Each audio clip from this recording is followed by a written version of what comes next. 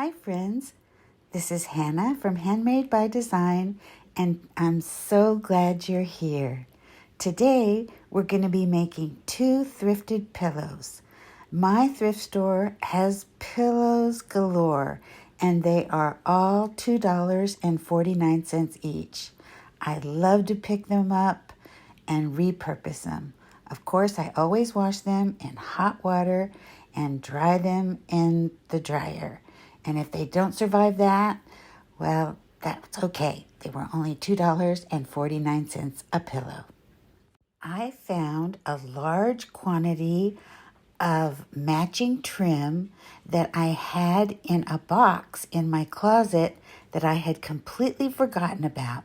It had probably been in that box for about 5 years, and I can tell you I was happy when I found it.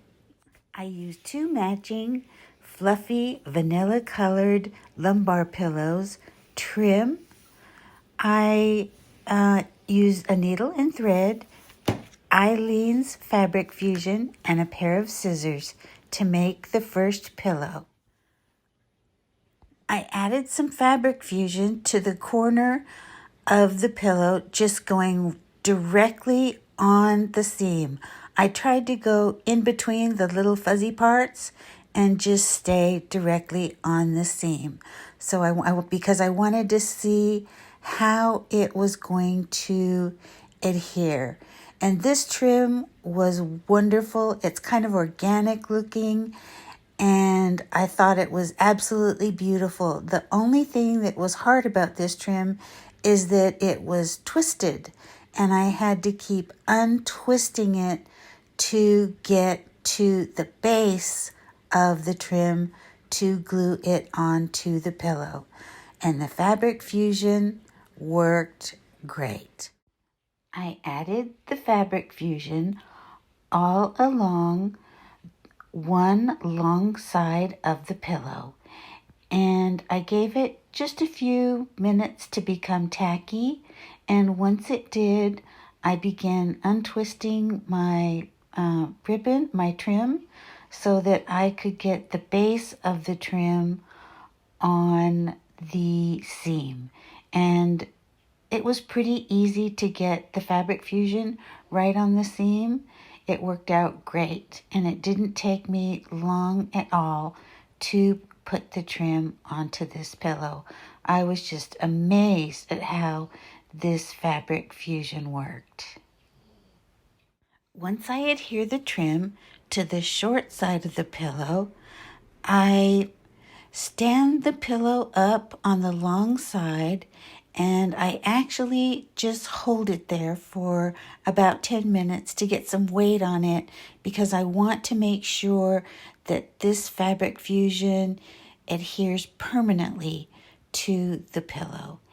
And after about 10 minutes, I began again on the second long side of the pillow, and I added the Fabric Fusion and the trim all along the long side of the pillow. Once I was happy with the way that the trim looked on the second long side of the pillow, I did the same thing. I stood it up because I wanted to get some weight onto the Fabric Fusion to have a good adhesion. And while it was standing up, I added the last bit of the Fabric Fusion to the side of the pillow.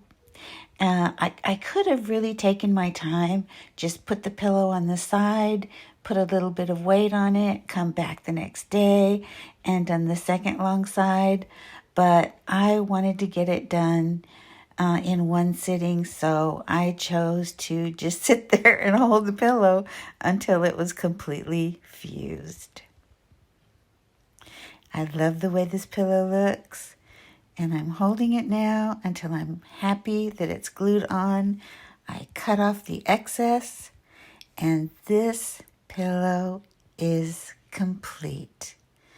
Isn't it pretty? It's just a nice, crisp, high-end looking pillow.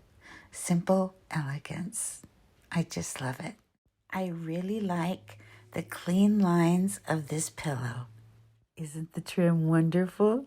The second part of this project is the most fun. I use the matching pillow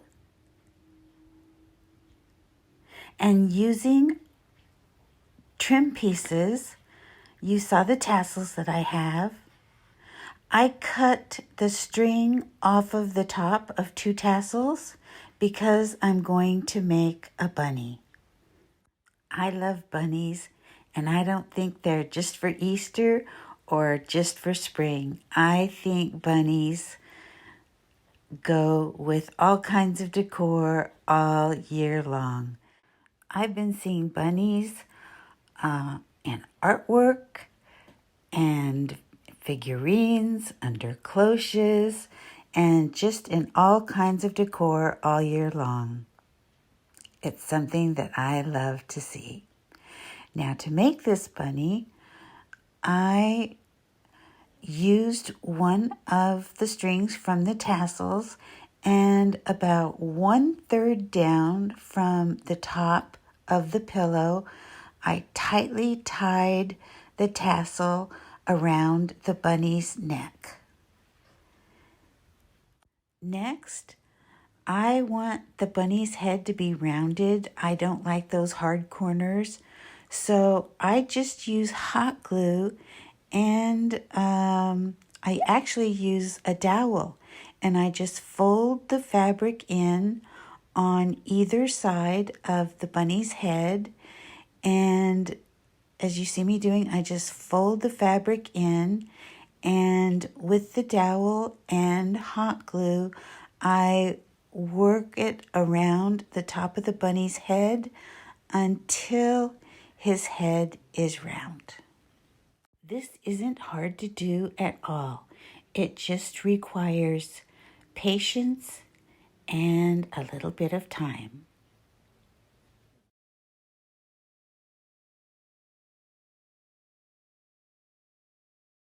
I'm going to use one of the tassels as the tail for the bunny. So I decide where the tassel is going to go on the bunny. And using scissors, I just cut a little slit into the fabric large enough to be able to fit the tassel into. And just be careful when you're doing this because you want to position it where you're happy with where the bunny tail ends up. So I just cut the fabric and I try it out. And yes, I like the way that it looks. So very simply, I just add a lot of hot glue to the top of that tassel and I insert it into the fabric of the bunny and we have a bunny tail. The tail needs to be trimmed up a bit, so I set to work with my scissors and just carefully go around the entire bunny tail, and I keep lifting it up and looking at it and trimming a little bit of a time. At a time, I do trim off just a little at a time because you can always trim off more, but you can't go back and undo it if you have trimmed too much off of the bunny tail. And I just keep trimming away, and once I'm happy with the way that the bunny tail looks, then I call the bunny tail complete, and it just turns out so cute. Using foam board, I drew 2 ears that were the proper size for the bunny, and I cut both of the ears out of the foam board. I am going to be using the exact same trim that went around the entire decorative pillow on the bunny's ears. So these 2 pillows are going to be cohesive. They're going to be kind of a pair. I glue the trim around the bunny's ear and then I cut off the remaining trim. Then I take a piece of trim and I fold it in half and glue it at the center right where the base of the trim is, and I glue that in between the bunny ears that already have the trim to fill in the rest of the bunny ear. We want these ears to be nice and fluffy. And they're turning out really nicely. I cut off the excess trim, and I do the exact same thing to the other bunny ear, and when I'm finished, I turn the ears over and I do the back of each ear, because these ears are going to be visible from the front and from the back. And this is how the bunny ears look when they're completely finished. Next, I'm going to glue the bunny ears onto the top of the bunny's head. I hot glue the bunny ears onto the top of the bunny's head, where I have folded in the material to make the bunny's head look round, and I use plenty of hot glue on both of the ears, and I make sure that they're spaced where I like them and sitting on top of the bunny's head at just the right angle and far enough apart. And when I'm happy with the way that they look, I just hold on to those bunny's ears because they have an awful lot of hot glue on them, and I hold on to them probably for about 5 minutes and allow the glue to dry completely so the bunny's ears are adhered completely and permanently to the top of the bunny's head. And this project is complete. We have a set of bunnies and one bunny with the cutest little bunny tail you've ever seen, with matching trim along the ears, and they make such an adorable set. I so enjoyed making this project for you, and I hope it inspires you to make something beautiful. If you enjoyed what you saw, please hit the like button, subscribe, and hit the notification button so that you'll be notified the next time that I post a video. And until then, I will see you next time.